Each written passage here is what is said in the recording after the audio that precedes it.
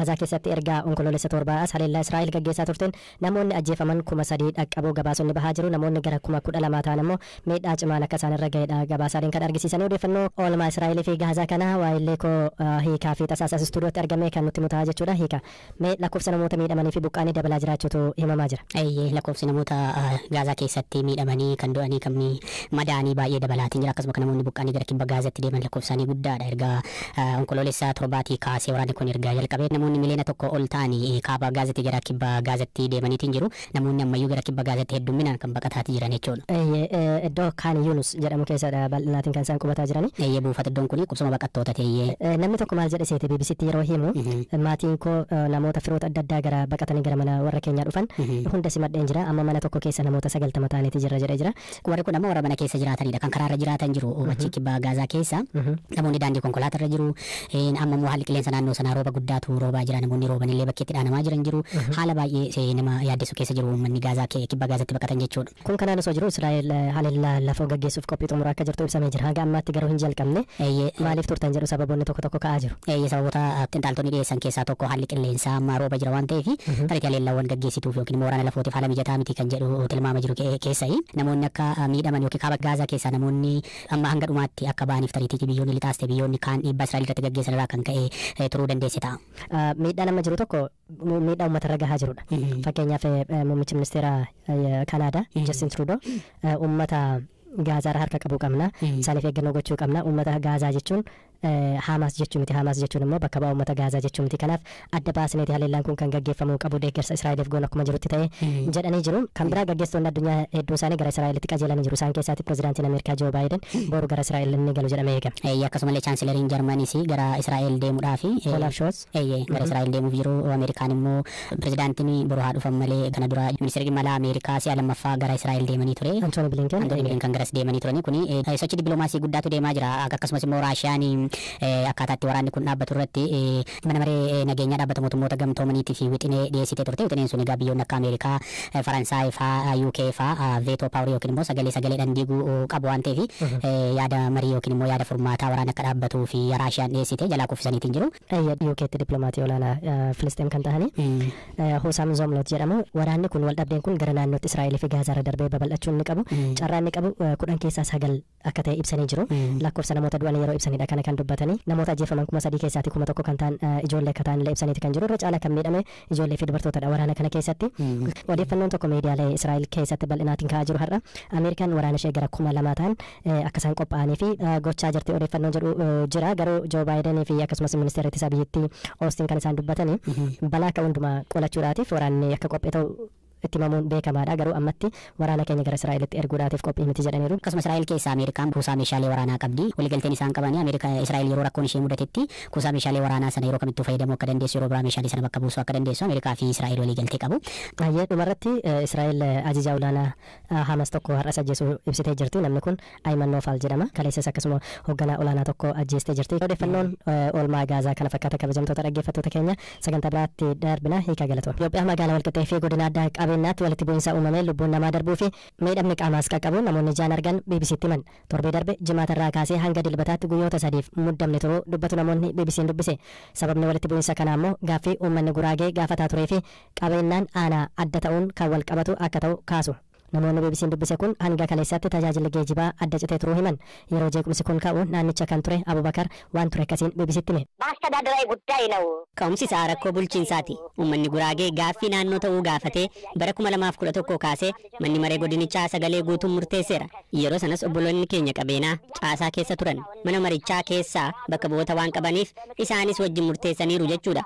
Mootummaan erga kufaa godheen booda yeroo sanaa kaasee mirga heeraa hiree ofii murteeffachuu uummata keenya irratti cimsee hojjetaa jira. Kanaaf mootummaan dhiibbaa uummata Guraagee hir'isuu humna isaa diiguu fi gargar bittimsuuf shira siyaasaati kan diriirse. Jiraatan biraa walitti bu'iinsa kana ijaan arge Tasfaan Aadaa BBC'tti akka himetti namoota du'an keessaa tokko miseensa poolisii federaalaati. Sababa jeequmsichaas akkas jechuun ibsa. Aanaan qabeenaa kanaan dura godina Guraagee keessa kan turedha. Sana booda naannoon giddu galeessaa Itoophiyaa hundaa hordofee aanaa addaa gaafatan. Aanaa addaa yoo ta'e ammoo akka seeratti magaala mataa isaanii hundeessuu qabu.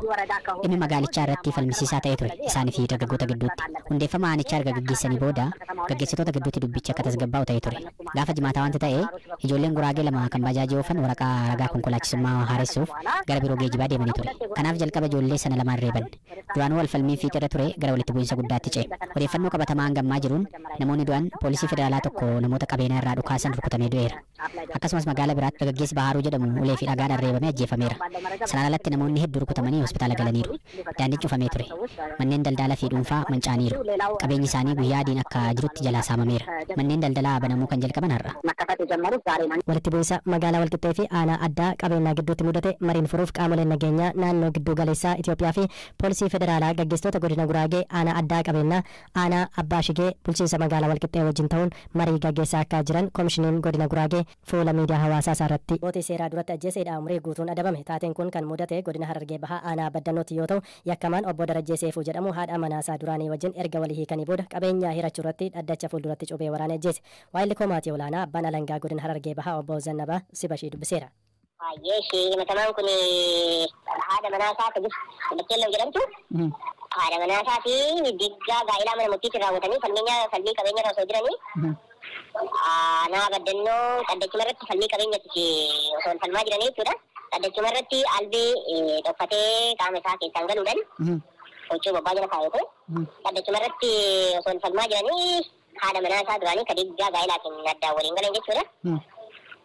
Qooma ishii irratti dibbiree achumatti ajjeesee poolisiin toora kan jiruu fi dhaddacha kabachiisuuf yoo dhufu isallee waraana jedhee toora qooma poolisii yoo aggaama poolisiin ofirraa waan dhorkeef yakka ajjeessatii fi yakka dubartii haadha manaasaa duraanii ajjeessuuf bakkeellee irratti raawwateef yakka haala jechaa poolisii irratti raawwateef yakka jeeqoomsa dhaddacha jeequu raawwateef yakka hojii mootummaa bufachiisu raawwateef tarree himannaa shan himannee himatamaanis jecha amantaa ishee waaqtii mana murtii godina Harargee Bahaa mana murtii olaanaa kanarratti gaafatamee gochicha akka himannaa kennatti waa'ee namanneef akka seera jedhamee ragaan abbaa alangaa dhagaalee ragaan abbaa alangaa booruu himannaa shanuu mirkaneessee ofirraa itti jedhamee himatamaanis ragaa ittisaa fidatee ture ragaan ittisaa inni fides gaafa san toora san namoota hin jirree fi namoota himannicha wajjin ijoo qabanii wajjin walitti hin simne waan ta'eef ka fidate manni murtii dhaddacha gaafa guyyaa kalee oolee jechuudha.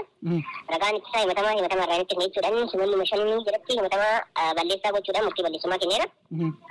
Achiin booda yaada dabbii bitaa fi mirgaa abbaa alangaatii fi abukaatii himatamarraa fuudhudhanii yaada dabbii cimsuu himatamaan kanaan dura rikardii akka qaba ture isas gama abbaa alangaatiin kaafne yakkichi dhaddacha irratti raawwatamuu isaatiin kanaan duras nama niitii isaa ta'e irratti raawwatamuu isaatiin waan kaafne manni murtii yaada dabbii cimsu sadii nu qabee akkaataa qajeelfamaa dabbiitiin gulantaa soddoma irra salmaffaa jalatti erga nu qabateen booda isaafis gama abukaatii isaatiin ijoollee afur qabaa ijoollee afur guddisa jedhu isaafis qabatee gulantaa tokko gadi bu'ee fi gulantaa soddomii saddeettaffaa jalatti murtii adabbii umrii guutuu himatama kana dabeera jechuudha kalee.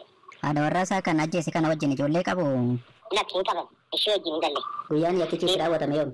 Diidamii tokko ji'a 11ffaa 2015 guyyaa keessaa sa'a 5 irratti mana murtii aanaa Baddannoo dhaddachuma irratti jechuudha. Dhaddachuma irra utuma abbaan seeraa taa'ee jiru ajjeechaan kun raawwate? Akka galmee raawwatama akkas. Maqaan himatamaa eenyu namicha namni adaban? Himatamaan Darajjee Seefuu jedhama. Rikardii akka qabaa jettan kana dura?